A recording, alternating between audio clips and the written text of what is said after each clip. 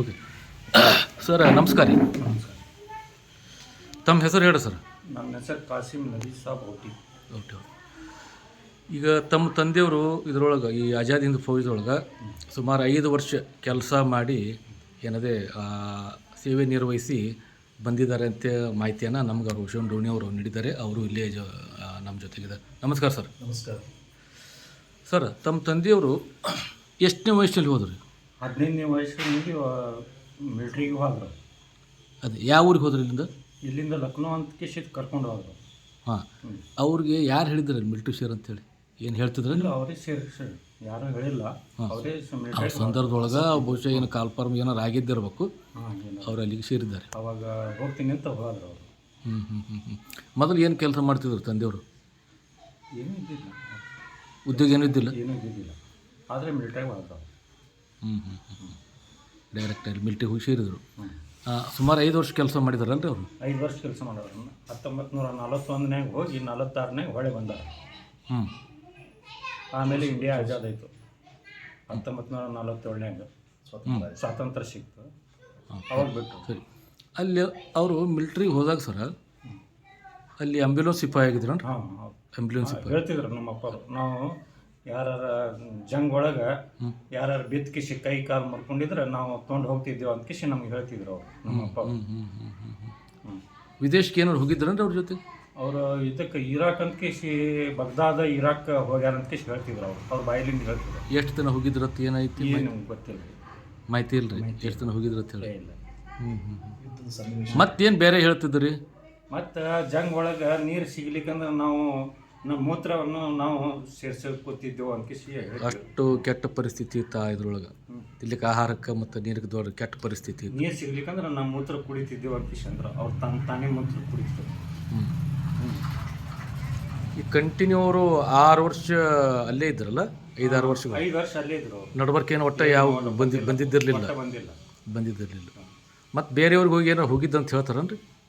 ಅದೇ ಬಗ್ದಾದ ಇದಕ್ಕೆ ಹೋಗಿದ್ರು ಅಂತ ಕಿಸಿ ಅಂದಿದ್ರು ಇರಾಕ್.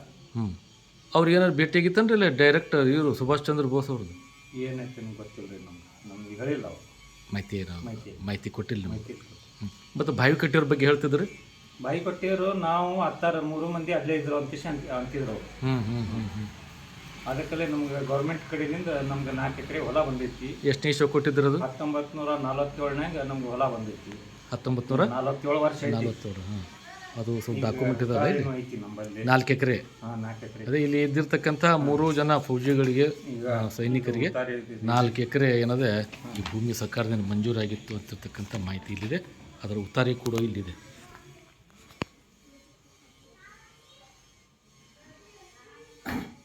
ಇದರೊಳಗೆ ನಮ್ಗೆ ಏನೂ ಬೆನಿಫಿಟ್ ಇಲ್ಲ. ಇದ್ರ ಜೊತೆಗೆ ಅದು ನಿಮ್ಮ ತಂದೆಯವ್ರ ಫೋಟೋ ಒಂದು ಕಾಯ್ದು ಇಟ್ಟಿಲ್ಲ ನೀವು.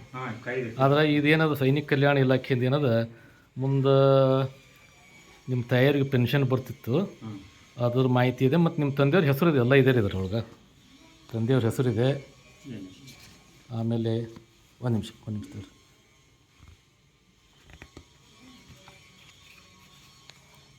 ಇದರಲ್ಲಿ ಎಲ್ಲ ಮಾಹಿತಿಗಳು ಏನಿದೆ ಸಿಗ್ತಾ ಇದಾವೆ. ಅದರ ಫೋಟೋ ಒಂದನ್ನು ಬಿಟ್ಟು ನಿಮ್ಮ ತಾಯಿ ಹೆಸರಿದೆ, ನಿಮ್ಮ ತಂದೆಯವರು ಹೆಸರಿದೆ, ಅವ್ರು ಎಷ್ಟು ವರ್ಷ ಕೆಲಸ ಮಾಡಿದರು, ಮತ್ತು ಡಿಸ್ಚಾರ್ಜ್ ಡೇಟ್ ಏನಿದೆ. ಆಮೇಲೆ ಮಿಲ್ಟ್ರಿ ಒಂದು ನಂಬರ್ ಕೊಡ್ತಾಯಿದ್ರು, ಆರ್ಮಿ ನಂಬರ್ ಅಂತೇಳಿ. ಆ ಆರ್ಮಿ ನಂಬರ್ ಕೂಡ ಇದರಲ್ಲಿ ನಮಗೆ ಇಲ್ಲಿ ಇದೆ ರೀ.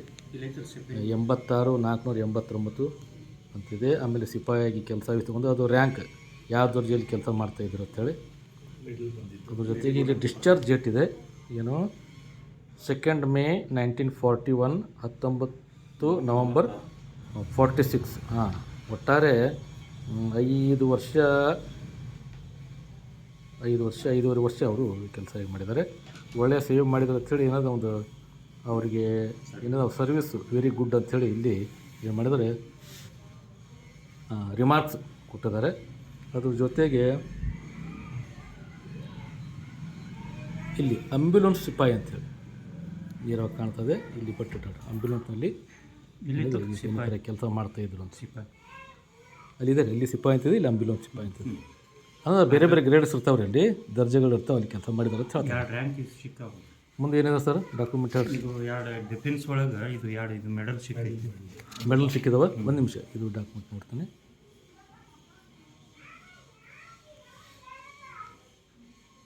ಮತ್ತು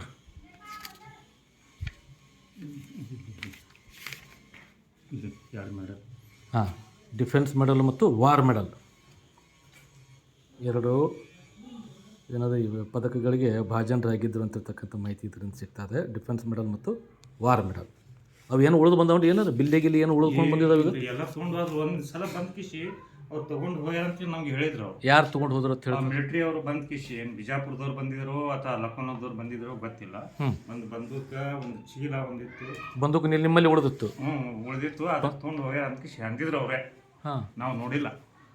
ಹಾಂ ಹಾಂ ಹಾಂ ಹಾಂ ಮತ್ತು ಬೇರೆ ಏನಾದ್ರು ಮಾಹಿತಿ ಹೇಳ್ತಿದ್ದಾರೆ? ಎಷ್ಟನೇ ಇಸ್ವಿ ಒಳಗೆ ಅವರು ನಿಮ್ಮ ತಂದೆಯವರು ಇಲ್ಲಿ ತೀರ್ಕೊಂಡ್ರು? ಇದು 3 ಹೇಳಿ, ಬರೀ ಇಶ್ಯೂ ಹೇಳಿ ನಡೀತೈತಿ. ಇಶ್ಯೂ ಹೇಳಿ. 1977 ತೀರ್ಕೊಂಡು. 77 ಅಂತಂದ್ರೆ ಅವ್ರು ಹುಟ್ಟಿದ್ದು 1915. ಹೌದಲ್ಲ ರೀ? 26 ವರ್ಷ ಐತೆ ಅವ್ರದ್ದು ಅವಾಗ. ಆಮೇಲೆ ಅವರು ಇದಕ್ಕೆ ಹೋಗ್ಯಾರ, ಮಿಲಿಟ್ರಿಗೆ ಹೋಗ್ಯಾರ. 4-5 ವರ್ಷ ಕೆಲಸ ಮಾಡಿ 5.5 ವರ್ಷ ಆಗ್ತೈತಿ. 5 ವರ್ಷ ಆಗ್ತೈತಿ ರೀ. ಅವಾಗ ಹೊಳೆ ಬಂದ್ರು ಅವ್ರು. ಅದೇ ಬಂದು ಮತ್ತೆ ಏನು ಉದ್ಯೋಗ ಮಾಡ್ತಿದ್ರು? ಮತ್ತೆ ಬಿಡಿ ಅಂಗಡಿನೇ ಇಟ್ಟಿದ್ರು ಅವ್ರು. ಎಲೆ ಅಂಗಡಿ ಇಲ್ಲಿ ತಾಳಿಕೋಟೆಗೆ ರಂಜಣಿಗೇರು ಹೋಟೆಲ್ ಇದಲ್ಲ ಅದ್ರ ಪಕ್ಕದಾಗ ಬಣ್ಣ ಹೋಟೆಲ್ ಬಲ್ಲಿ ಎಲೆ ಅಂಗಡಿ ಇಟ್ಟಿದ್ರು.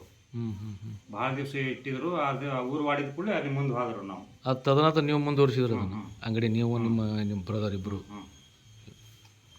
77 ನಂತರ ಮತ್ತು ಇದ್ರಿ ಸರ್ ಅವ್ರಿಗೆ ಪ್ರತಿ ವರ್ಷ ಅಂತಂದ್ರು ಇಲ್ಲೆಲ್ಲ ಈ ಸ್ವತಂತ್ರ ಒಂದು ದಿನಾಚರಣೆ ಮಾಡ್ತಿದ್ದಿಲ್ಲ. ಈಗ 1970